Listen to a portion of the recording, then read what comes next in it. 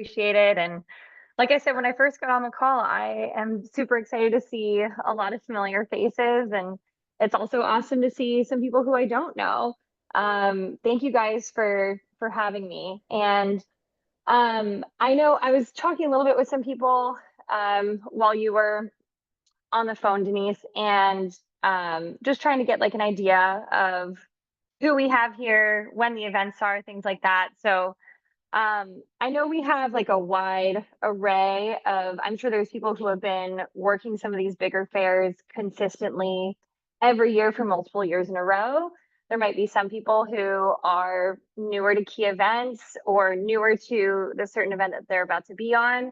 And there's going to be a little bit of a learning curve there. And there might be some people in the middle who are like, yeah, like I kind of have an idea of what it is that I need to work on or what my plan is, but there's some tweaks that I could use. And so I'm here to talk to all of you guys. I'm sure there's going to be things that you've heard before, or there's going to be some new things that you'll want to take some notes on as well. But a couple of my main things that I'm going to touch on, I'm going to keep it really simple because honestly, key events, one of the things that Denise mentioned in my bio is that I like to create simple systems that are replicable. And I don't think it's something that needs to be too overcomplicated. One thing that I love is that when done the right way over the span of like as you're building an event, for example.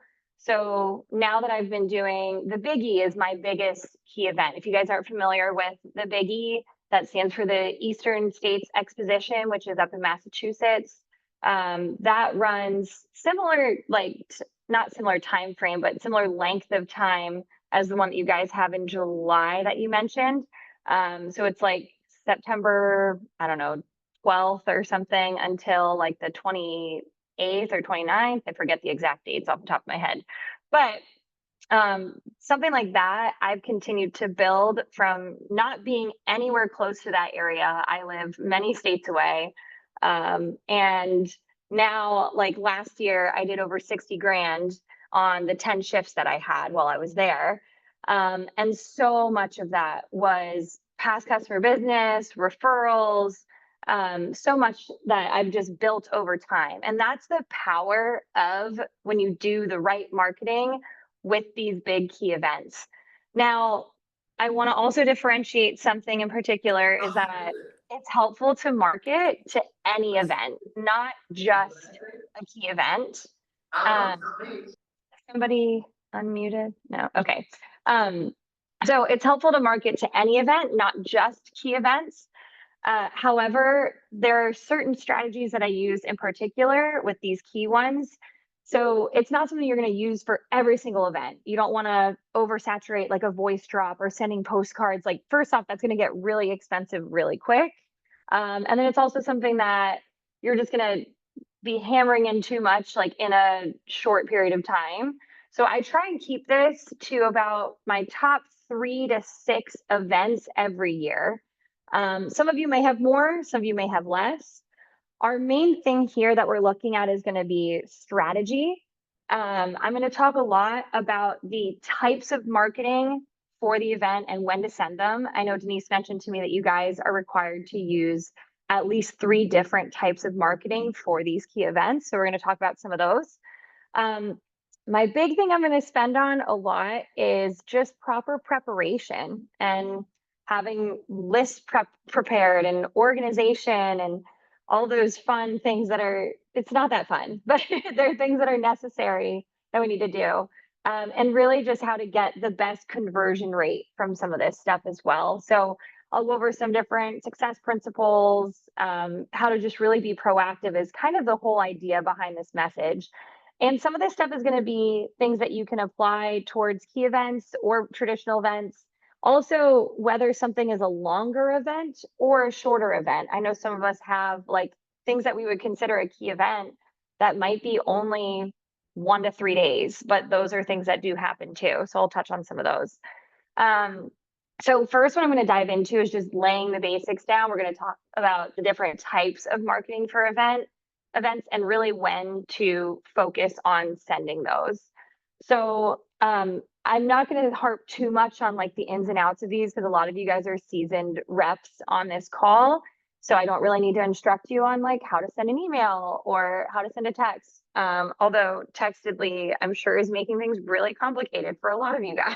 So maybe we do need some instruction on that, and that's okay. I'm also open to like questions if we have time for it at the end. But yeah, so our main things to focus on when it comes to types of marketing are going to be email, text message, voice drop, which also kind of goes hand in hand with phone calls, physical mail or like direct mail, and social media.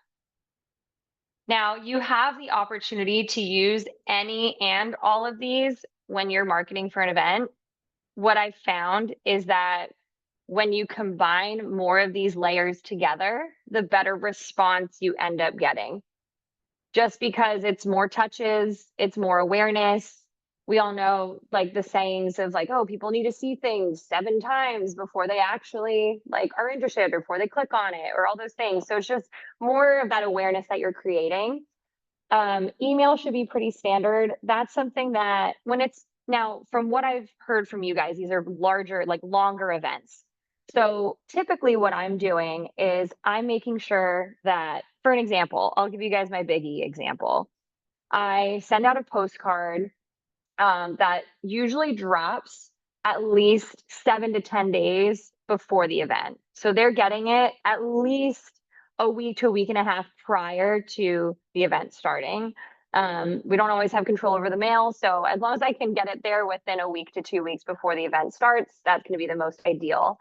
I'm also going to pair it with typically I'm doing at least one email and one text, sometimes two of each. So recently I've been experimenting with a few different options. What I really like to do is an email that's about 10 days out. And then depending on the length of the event, I'm usually doing two texts as well before the event even starts. So one text I'll do probably the day after that first email, a day or two after that first email. And then like, let's say 7 days out. And then the next text, I'm actually doing about 2 days or the day before the event starts. So I like to make sure I'm doing those as like reminders. And then during the actual event, I'm also sending follow up. So social media has become a really big thing for me. I've created a Facebook group. And so what I did this past year with the Big E is I actually, my whole first weekend, I was taking selfies with customers, kind of building up a portfolio to then do a big post. And I would do that after like Friday through Sunday. I would post something Monday or Tuesday to be like, hey, thank you guys so much for stopping by this weekend. It was awesome to see you all. Here's everybody, and introduce new people to the group. That was something that was also really helpful and just like those types of reminders. And then depending on how my shifts fell, because I'm sure with a lot of you guys, most of you probably aren't working every single day. And it might just depend on how many shifts you get, where your shifts fall. So kind of be the judge of that. But what I typically will do is about halfway through the event, I'm sending another email, another text. Now, voice drop is also something that I will do as well. And voice drop is something that I like to do one before the event and one in the middle of the event if it's something that's really big. If it's just a shorter event, like a 3-day thing, then I'm only doing a voice drop right before the event starts. So that's usually about 3 days before the event starts is they're getting a voice drop from me. If you guys have never done a voice drop, or some of you might not even know what a voice drop is, I don't know what services Vast Action did remove and kept and whatnot, because I know they've changed some of those things. So I don't know if voice drops are still a thing they do. It could be. But I personally use a company called Sly Broadcast. I'll put that in the chat. Just let me Sly. Oh, not in all caps though. Okay, Sly Broadcast. Fairly inexpensive. It's something where I think you can send like 1,000 voicemails for $60. And it's super easy to do it yourself, honestly. And I love fast action, but like if I can find a way to do it myself and do it cheaper, then I'm going to do it. So that's sorry. But that is one thing that I utilize. So basically, if you don't know what a voice drop is, it sends out a mass voicemail to people and you just pre-record it. So it would be something like, hey, this is Stacie, your Cutco gal. Just wanted to give you a quick heads up that Flower Town Festival starts this weekend, Friday to Sunday. You'll find me on Main Street near 3rd Street or whatever I'll talk about where I'm going to be located at. I'd love to see you if you can stop by. Hope you're doing well. I'll talk to you soon. So you don't say a name because obviously this is going out to a mass group of people, but you still want to make it personal. People still feel like you called them because technically you are. So that's one thing that you still want to make it personable. You still want to make it sound like you. Something where people are like, oh, wow, like that was so nice of so and so to think of me. So that's the whole idea behind the voice drop. It's when you want to reach out to a larger group of people that you might not necessarily have the time to call.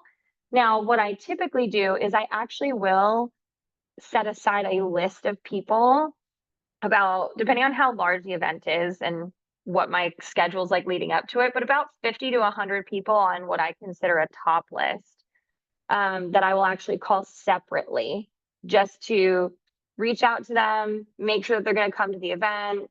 And this is usually within about the 2 weeks leading up to the event. And I'll just have it where I'm making 10 calls a day to those people just to be like, hey, you wanted to make sure you're going to come by. What quantifies a top list, I will actually get into when I do like the list prep organization, stuff like that. But that's something that I specifically utilize when it comes to voice drops. As far as direct mail, you have a few options. The most effective when it comes to a key event is going to be a postcard. And one thing that is helpful is oftentimes for big events like this, you guys can group together, get a nice big group discount on doing a postcard. Just make sure that this is done at least a month ahead of time. Fast Action hates it when you do things last minute, and I don't blame them. I also just like to know the peace of mind that it's all taken care of. So if you guys have an event in a month from now, that should definitely be on the task list this week if that's not already done. Same thing with the one 2 months from now, you might as well just get it all taken care of. So because you have to come to an agreement on what the postcard's going to look like, make sure you have your list, your radius. Depending on the event, if it's an area that I am not from, so like, for example, the Big E, I am not from that area. So I do a larger radius. It's about an 80-mile radius that I do for that event. If it's something that's a little bit more local, like when I do the Philly Home and Garden Show, that is a 30-mile radius for that event. So just to give you guys an idea of some parameters of who to be sending and targeting this marketing to. As you continue to grow these events, I'm sure a lot of you probably already utilize this feature, but tagging your customers with the event that you met them at. So, for example, when I'm sending an email and a text, I can not only look at the radius of people for the area, but oftentimes we have people visiting from out of town. The Philly Flower Show, for example, that happens in March, that's a 9-day event that brings in people from all over the country. And so there's people who come to it every single year. They'll fly in for it, but they don't necessarily live in the Philly area. So I want to make sure that they're still continuing to get that marketing and that they're tagged with the event for when I do that. Also, if you have events that are in the same like area or at the same venue that you do throughout the year, oftentimes I'll kind of group them into it too. Because if they're, one to travel in for something of like that, then I'll be like, hey, I'm also doing this in your area or this at that same venue that you went to before. So it's okay to like target people from outside as long as it's like events that are similar or at the same venue, things like that. We had like a bunch of big home shows we had a really big home show in Philly that just transferred to a different promoter. Long story short, went like way, way, way downhill. and I don't work it anymore. And so instead, those people who used to come see me every year at that home show, I market to them for a different event that's further away, but it's still like to make sure that I can see them, service them, get them taken care of. So those are a few different things when it comes to the types of marketing and when to send them. I also want to touch on just like proper preparation. There's a lot under this category here. So, list prep, organization, these are things that if you're doing it all yourself, it's really helpful to have systems in place ahead of time to make sure that it's executed properly. If you have an assistant, I can also touch on some of those things as well. My assistant helps me tremendously during times like these. And that's something that I would highly recommend if you can. If not, make sure that you just have the right system set up. So, one of the key things is list preparation. So I already talked a little bit about some of this with the types of marketing, but who are you going to be targeting? What's the radius that you're looking at? Are there any tags involved? Also, don't forget, there might be certain people that you don't want on there. Is there anybody that you have on like a do not call tag or list? Is there anybody who is disqualified in your CRM? Anybody that you don't want to be sending this type of marketing to? I have some people who only want them to send me like content text or like gratitude text just to touch base. So I make sure that they're marked a certain way so that they don't get extra marketing. So are there people that should be on the list, shouldn't be on the list? Also, throughout, if you have people, let's say you send an email 10 days before, and people are like, oh, thanks for letting me know, but we're not going to be going this year, whatever. But you know you have another email scheduled, another text scheduled, try and remove them from the list. So be courteous, make sure that you can keep them off of it.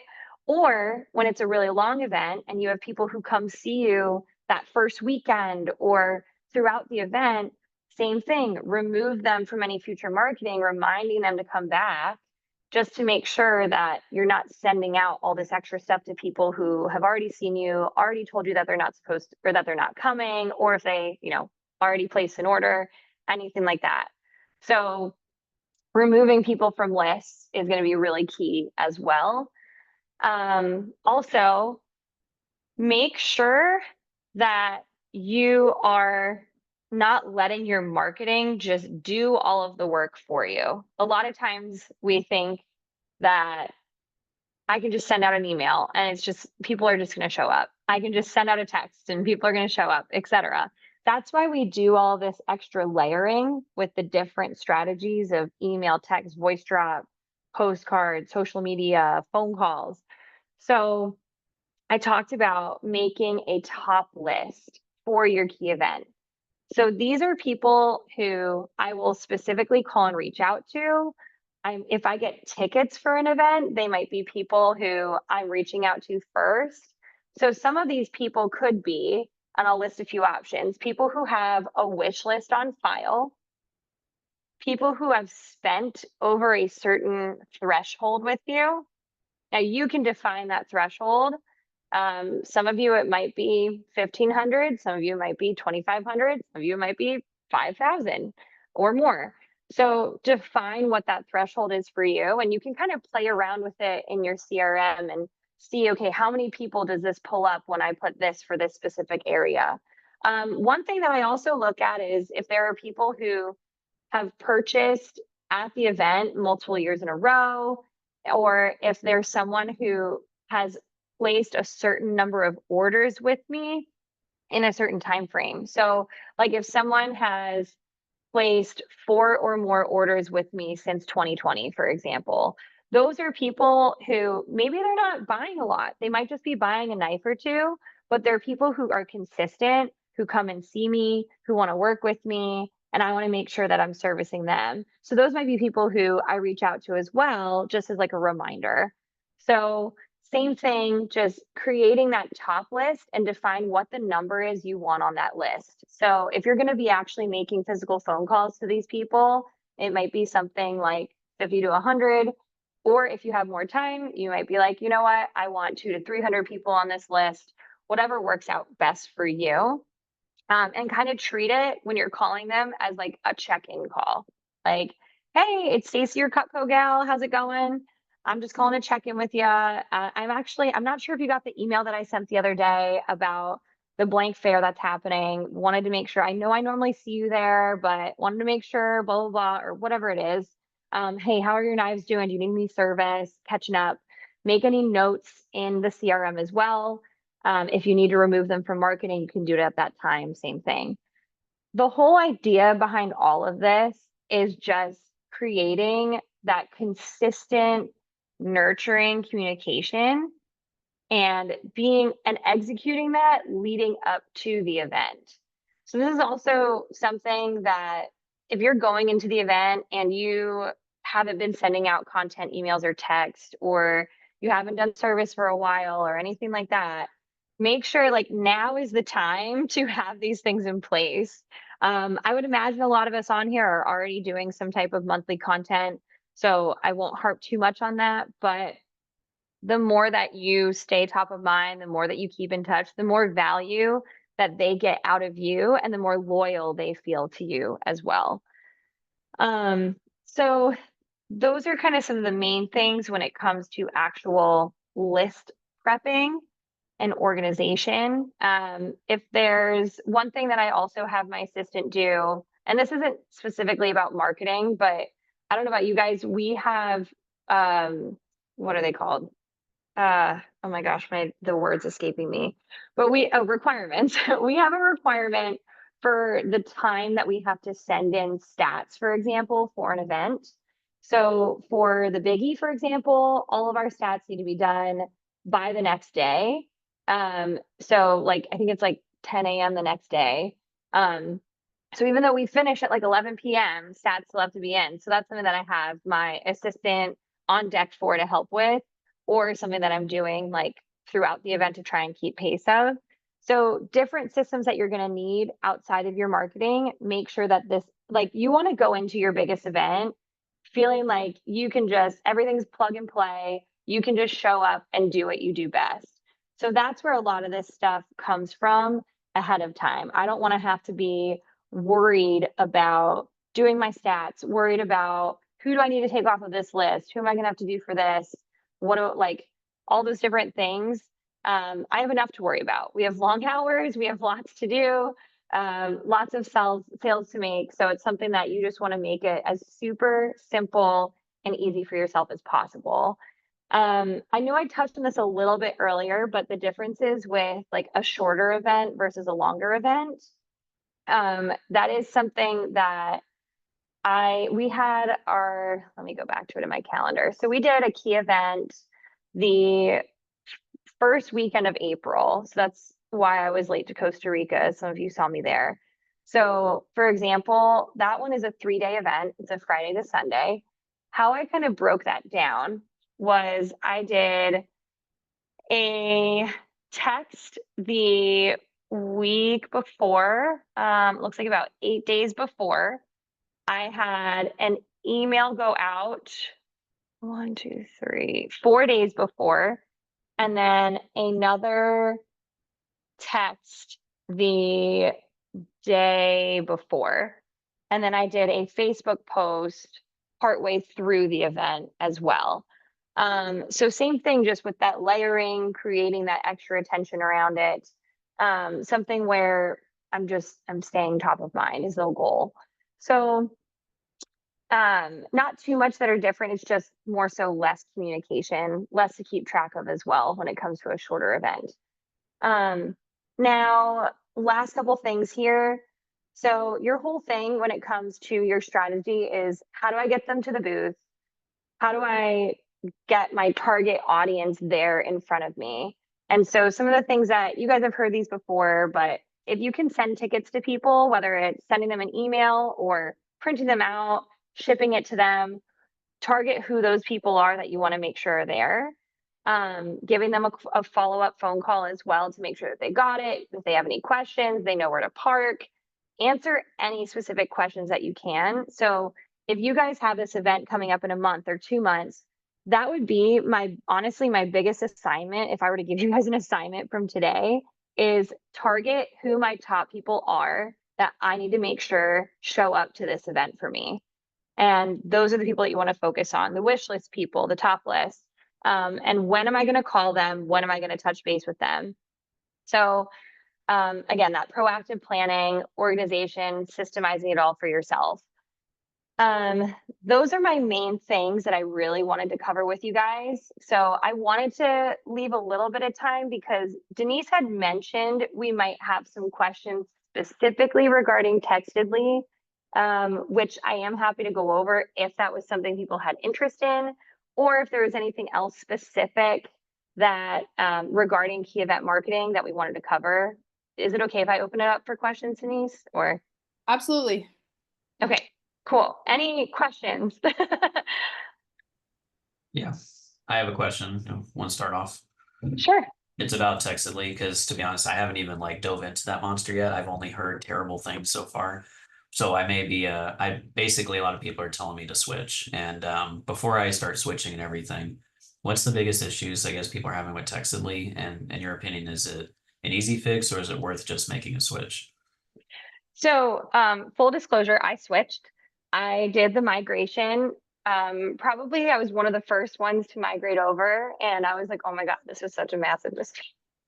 But I had, I think, like 4,000 some odd units that I was like, that's like $100, which isn't, I mean, whatever, I could throw that away. But I was like, let me at least do this, get this figured out because my spring sale was about to start and I didn't want to just leave myself high and dry. So when it comes to Textedly, and again, this was like a month ago, so things might be a little different than now than how they were a month ago. Um, a few things from what I remember is assigning everyone to a keyword. It actually does kind of help when it comes to like keeping things organized. And the keyword isn't as big of a deal as people make it out to be. And also the other thing was, if I remember correctly, was uploading lists was a big pain in my opinion. They have like a specific format that you need to upload the list in. So I would download the certain what's it called? Like the categories that I needed from Vast Action or whatever CRM you're using. I would download my list and the things like first name, last name, phone number. But then you need to go in and I would like upload it into Google Sheets. You need to remove like any extra fluff, like the date added stuff, account ID, like whatever those things are, customer number, if any of that gets downloaded into your thing. And then what I found to be most helpful was I would add a tag column and I would upload the list and tag people with whatever it was that I was marketing them for. So if it was Flower Town Festival, then I was tagging all of those people with Flower Town Festival to upload it that way. That way I knew specifically that's the list that I'm looking to use.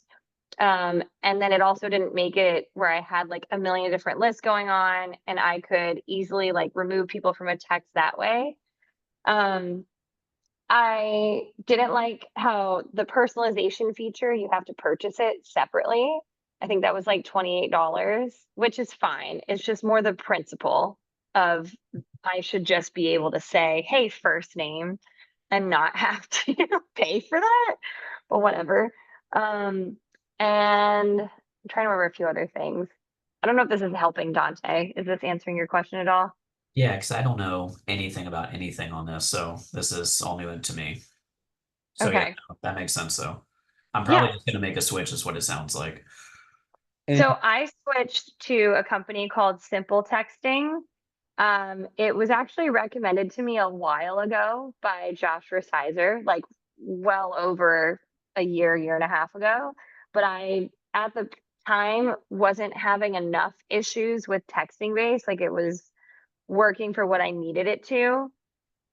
Um, but then obviously when all this happened, I was like, okay, I think I'm just going to go to that. So I switched to simple texting. I paid for the yearly subscription. So that way, because one thing that I found is that I think their texts Oh, that's another thing with Textedly too, is that your texts don't carry over month to month.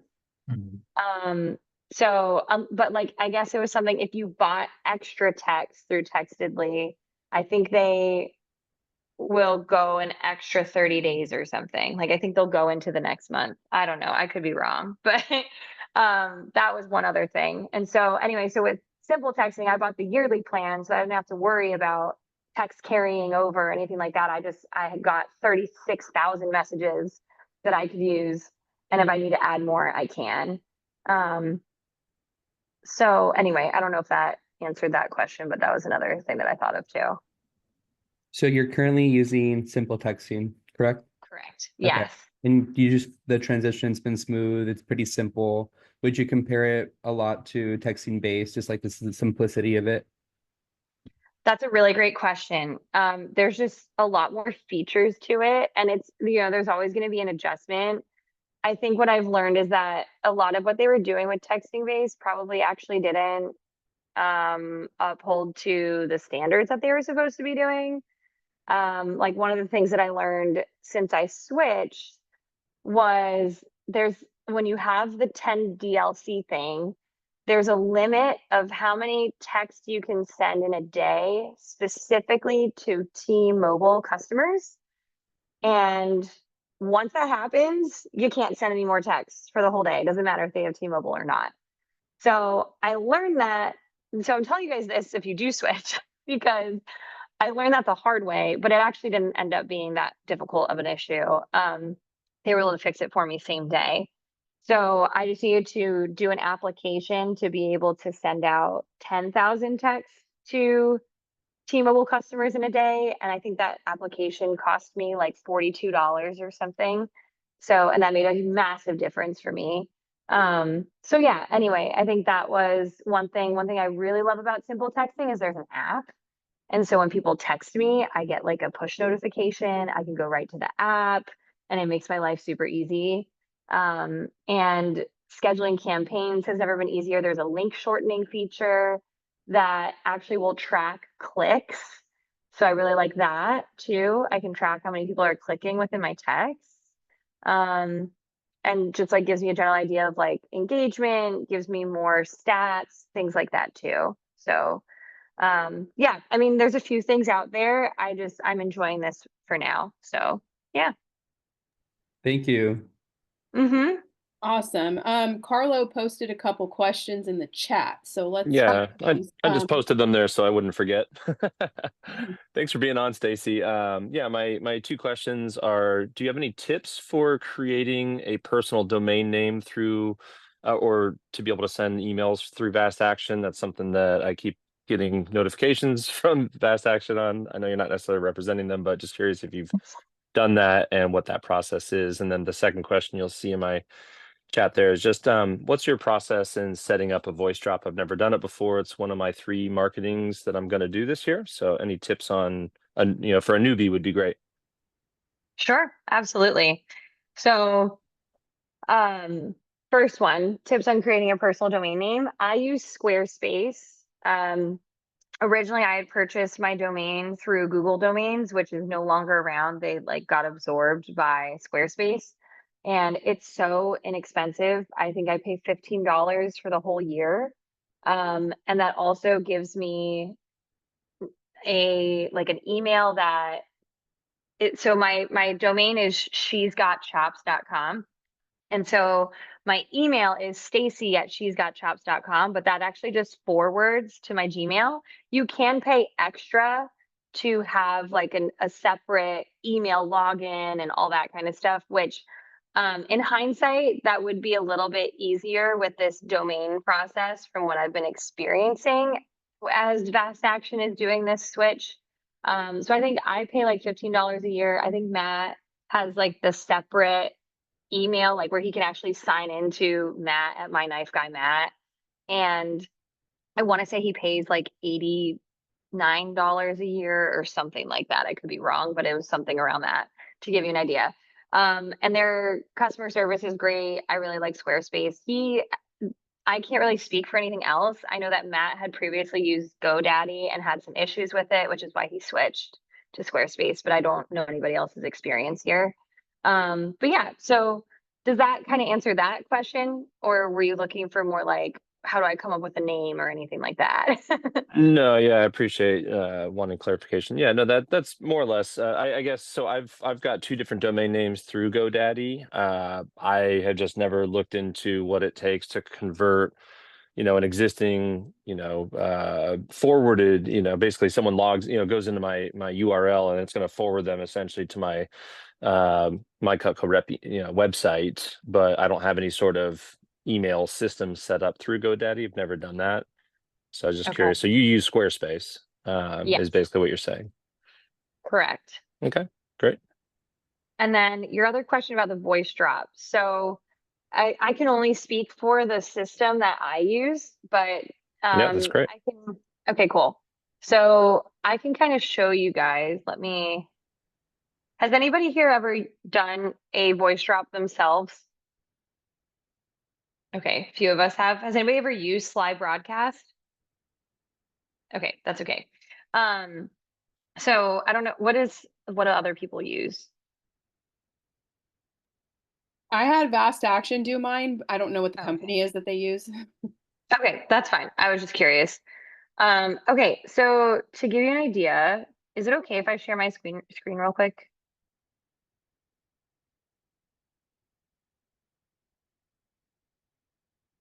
Okay, let's see if this works.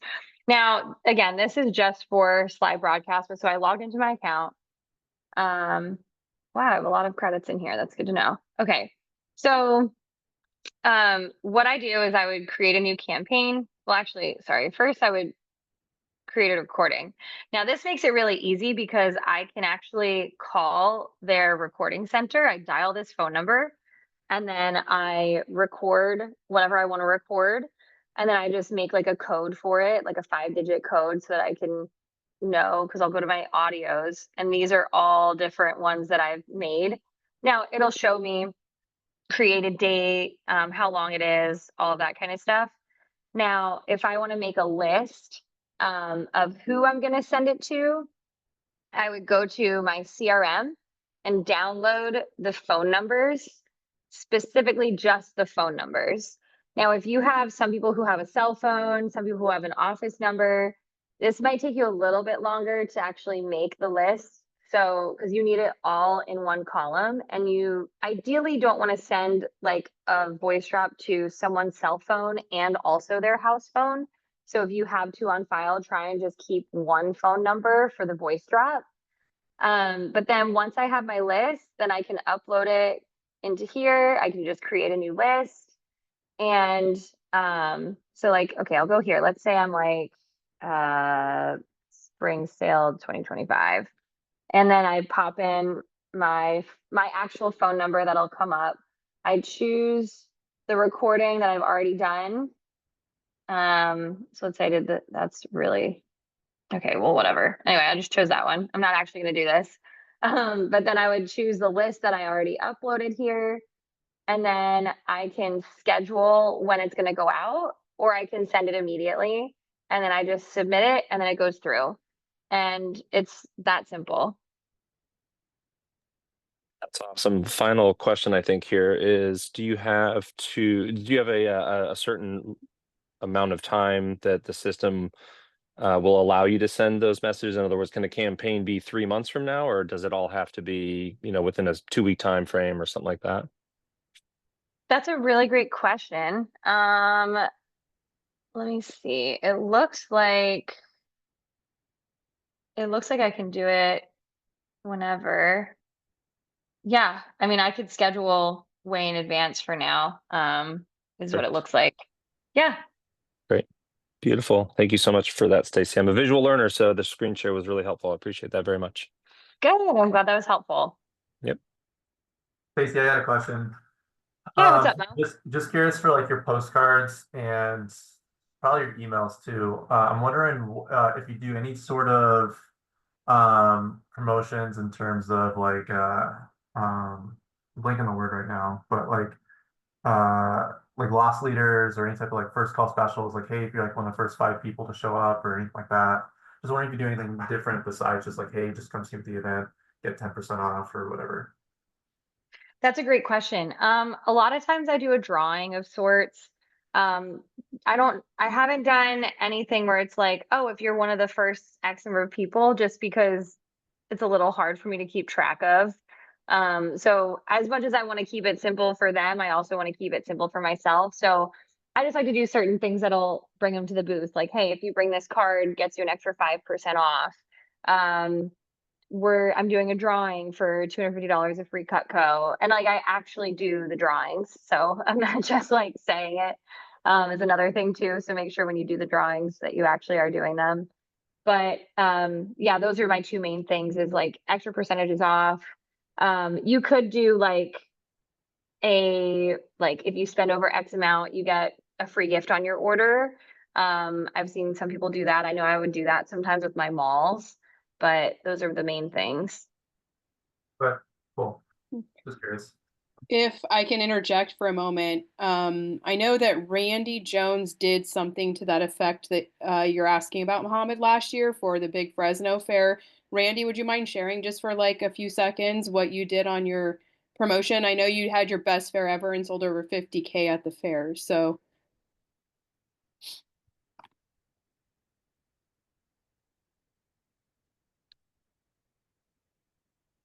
Yeah, can you hear me? yep. Oh, sorry.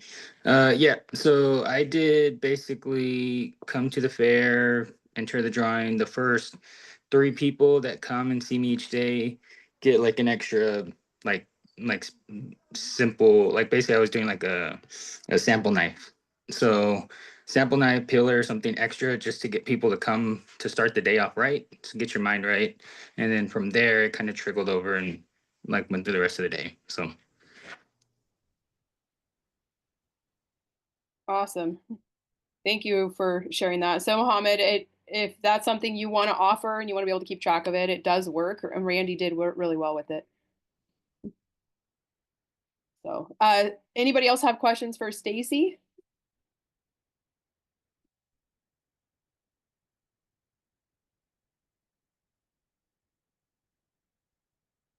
Okay. Last chance. That was great, Stacie. Thank you so much. Thank you, Yeah. Stacie. My pleasure. I hope that was helpful for you guys, and best of luck with your fairs. I'm excited for you. I think Thank somebody you. wanted to say something. Is that Karen? I was just, yeah, sorry. I was just gonna say, hi, I don't know if you can see me. We can see the top of your head. There you are. Okay. So I have Textedly gave me a bajillion units because I was upset about something that didn't work, that they said would work that didn't. And so but then so I'm kind of like, I feel locked into them, but I'm also kind of frustrated. So the kind of issues you were saying. So would you be available if I could reach out later and maybe ask questions about Textedly, Simply Text, all that? Okay. Oh, That would be please, great. yeah. What's either email or whatever, however, what would be best to contact you about that? Yeah, you're on a cruise, right? So what's easier for you? I'm on a cruise right now, but I mean, I don't know if maybe when I get back, I'll talk to you when I get back. So Okay, how would you here, like yeah, to I'll contact? I'll give you my phone number. Okay, I'll that would be put great. it in the chat. Yeah, I just put it in the Thank chat. you. Yeah. I really appreciate it because yeah, I could use some feedback. Yeah, of course, you. absolutely. Thanks for your Awesome. talk today. Appreciate it. Anybody else have any questions for Stacie? One last chance. Stacie, I haven't replied to your text yet, but I will at some point. So just letting you know it's on the radar. All right, sounds good. Thanks, Mo. All right. Well, I'm going to stop the recording and Stacie, I am